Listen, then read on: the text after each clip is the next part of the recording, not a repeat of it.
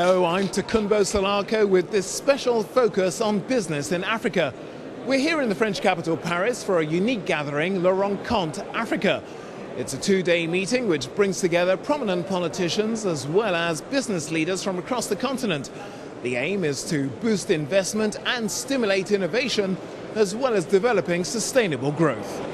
To do that means challenging preconceived ideas, according to Benin's former Prime Minister Lionel Zinsou. He now heads AfricaFrance, an organization that unites young entrepreneurs with established business and civic leaders.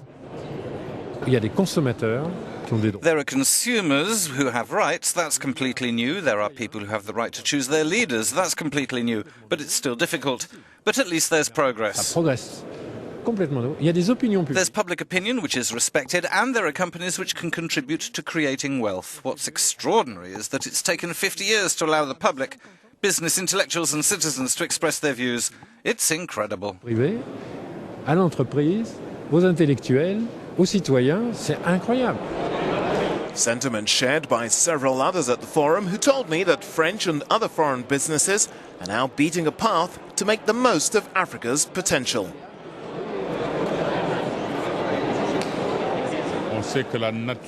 We know that nature hates a vacuum, and certain emerging countries have occupied the territory, even certain South American countries like Brazil. So I think France wants to strengthen, come back, and that seems to me a good idea, especially in today's climate. Today they're all turning towards Africa and saying, we're going to do business there, it's an emerging colossal market. So at last, in my lifetime, I'm seeing this small revolution, this industrial revolution, this new technology revolution which is bringing the rest of the world to Africa, and perhaps will lead to Africa being the engine of global growth. With Africa data-hungry, digital and new technologies were the buzzwords throughout the conference. Ivory Coast is one of many countries keen to diversify its economy by investing in its digital infrastructure. Our objective between 2016 and 2020 is to double our growth from 7 to 15% in relation to technology. We're finalising the installation of 2,000 kilometres of fibre optics in Abidjan that will give us a total of 7,000 kilometres throughout Ivory Coast. That will be completed by the end of next year. And that will allow all companies operating in the country, regardless of where they are, to communicate with Abidjan, other big cities and the rest of the world. Small and medium-sized business owners had several opportunities to meet and share their concerns. Boosting the roles of women in business was a big question which sparked lots of debate. Women make a considerable contribution to business in their countries, but it's often unrecognised, so we need to change our structures.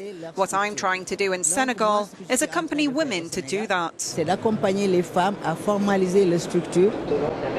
Some workshops concentrated on how to develop arts and culture across the continent, as new digital innovations are changing consumer habits and making the industry a key sector for growth. Africa will need more involvement from investors, and culture is an area where we increasingly need private firms. They're the businesses which will equip Africa with fibre optics, satellites, but it's also the young who'll develop musical structures for cinema. We need African producers, we need technicians, we need TV channels that can exist and survive. Despite its name, the Rencontre was not an exclusively French affair. Business leaders from Anglophone countries, like the head of Kenya Airways, said Africa is becoming one world more and more. Coming here, even though the majority of the companies that are here are French, and even though the majority of the African companies that are participating are French, we still have a lot in common and a lot to do in connecting. There was a huge feeling of optimism about the future during the Rencontre, which participants hope will spread far beyond France, providing, they say, those who fear investing take a leap of faith. We have potential investors in Africa and it's going well. But the problem is they need reassurance because they're entering the unknown. It's not easy to go into Africa because we always hear about sickness, catastrophes and war. But there's so much more. There's lots of potential in Africa and many untapped sectors that need to be developed. Africa needs expertise. That's all for this special edition of Focus, looking at business in Africa. We hope you've enjoyed watching. See you soon.